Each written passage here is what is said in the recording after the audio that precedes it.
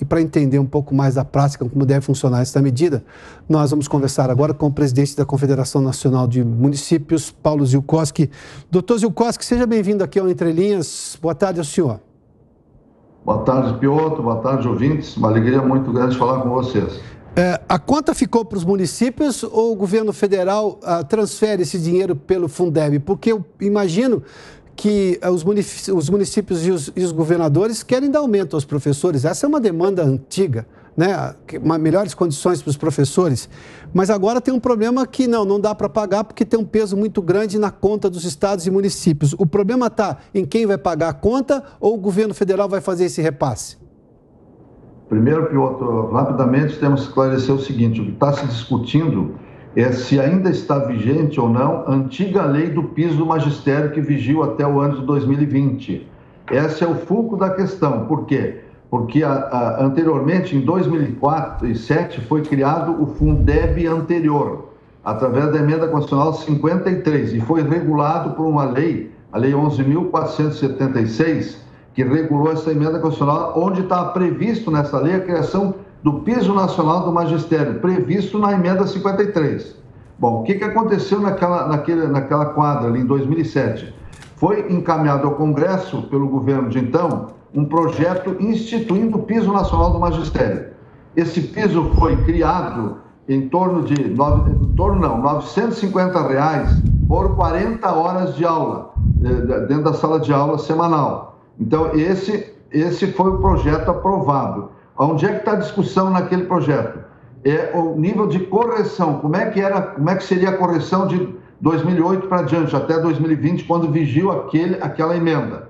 Ele seria corrigido pela inflação. Só que houve uma emenda na oportunidade, e essa emenda determinou que o piso seria pela média do custo aluno lá do Fundeb, das séries iniciais, sim, que é bem superior à inflação. Haja visto que nesses anos o piso foi corrigido em termos reais em 58%. Esse é o valor para 40 horas. Bom, agora, em 2020, terminou o antigo Fundeb, da emenda 53, foi criado outro Fundeb, o da emenda 108, emenda constitucional 108. E essa emenda foi regulada por uma outra lei, a Lei 14.176. Nesta lei, e na emenda constitucional 108 agora, revogou expressamente a legislação anterior. Nós estamos afirmando isto, que não existe mais aquela lei do piso. E isto foi corroborado por um parecer que está lá publicado no site do MEC, no dia 14 de janeiro deste ano, com base no entendimento da AGU, a Advocacia Geral da União. Então, para nós, a lei não existe mais. Bom, o que fez agora o presidente Bolsonaro? Ele veio a público, depois de vários encontros e desencontros, que não se sabe se é a AGU que valia, se é o MEC que valia, ou o Twitter do presidente da República. Nos deixou muito preocupados. E aí ele veio e anunciou através de uma portaria. Portaria é um ato infraconstitucional, não é lei. Ele tem que se referir a quê? A uma lei, eventualmente regular uma lei. Esta portaria que ele assinou não é que não tenha valor nenhum, tem valor, mas não tem a obrigatoriedade dos municípios e estados cumprir na nossa avaliação. Por isso, recomendamos aos municípios do Brasil que se abstenham temporariamente de repassar esse aumento. Por quê? Porque para criar um aumento, você tem que ter uma lei que obrigue o princípio da legalidade na administração pública. Como há um vazio em nosso entendimento, tem que haver uma regulação. Então, essa é a discussão. Quanto à tua pergunta, mais efetivamente, isso é não procede, eu gostaria de usar um adjetivo mais forte, a afirmação do presidente, com o maior respeito que temos por ele, né? É nosso líder maior, nosso comandante. Só que ele confunde o Fundeb. Fundeb é Fundo de Desenvolvimento da Educação Básica. Em São Paulo, que é onde está hoje localizado, vocês estão aí em São Paulo, eu vi que você estava falando antes sobre o estado de São Paulo. Sim. Como é que é o Fundeb em São Paulo? É 20% sobre 8 impostos de quem? Dos prefeitos e do governador, do estado e do município.